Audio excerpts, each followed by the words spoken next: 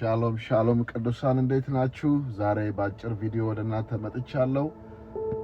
ሰሞኑን በሶሻል ሚዲያ ላይ ፖስት በተደረገው ሐሳብ ላይ ነው። በጣም ጥሩ ትምህርቶች ነው ያየሁት። ጌታ ይባረክ።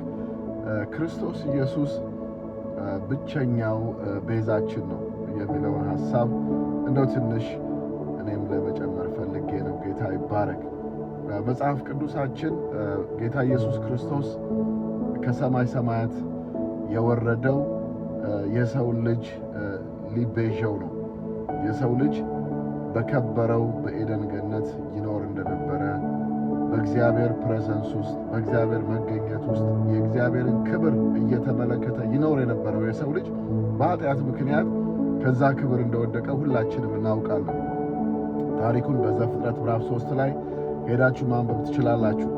ያው ሰይጣን ሔዋንን እንዴት አድርጎ እንዳሳታት እግዚአብሔር አትብሉ ካለው ፍሬ ከመብላቷ የተነሳ እሷን በልታ ለአዳም በመስጠቷ የሰው ልጅ ከዛ ጊዜ ጀምሮ ከከበረው ከእግዚአብሔር ክብር እንደወረደና እንደተጣለ መጽሐፍ ቅዱስ ያስተምረናል።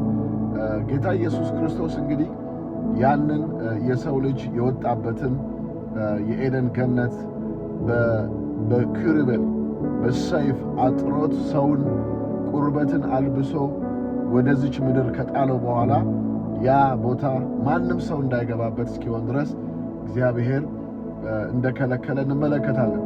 ጌታ ኢየሱስ ክርስቶስ ከዛ ጊዜ ጀምሮ የሰውን ልጅ ለማዳን የእግዚአብሔር ፕሮግራም እንደነበረ ሁላችንም እናውቃለን። እግዚአብሔር ሰውን በጣም ይወደዋል። ለምንድን ነው ሰውን የሚወደው? ሰው የእሱ አምሳል ስለሆነ፣ በእሱ አምሳል ስለተፈጠረ። ሰው ተራ አይደለም። በዚህ አጋጣሚ ሰዎችን ከሰው የምታበላልጡ ሰዎች ካላችሁ በጣም ተሳስታችኋል። ሰው በጣም ክቡር ነው። የትኛውንም ቋንቋ ይናገር፣ በየትኛውም ዓለም ላይ ይኑር፣ የሰው ልጅ በጣም ክቡር ነው። ሰውን ክቡር ያደረገው የእግዚአብሔር አምሳል መሆኑ ነው። የእግዚአብሔር እስትንፋስ እፍ ተብሎበት በእግዚአብሔር እስትንፋስ መኖሩ ነው።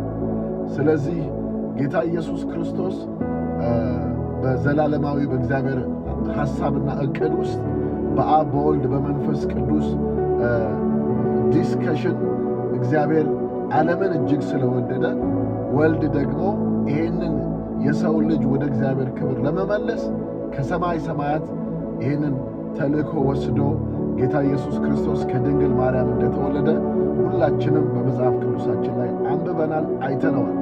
ጌታ ኢየሱስ ክርስቶስ ከድንግል ማርያም የተወለደው ለሰው ልጅ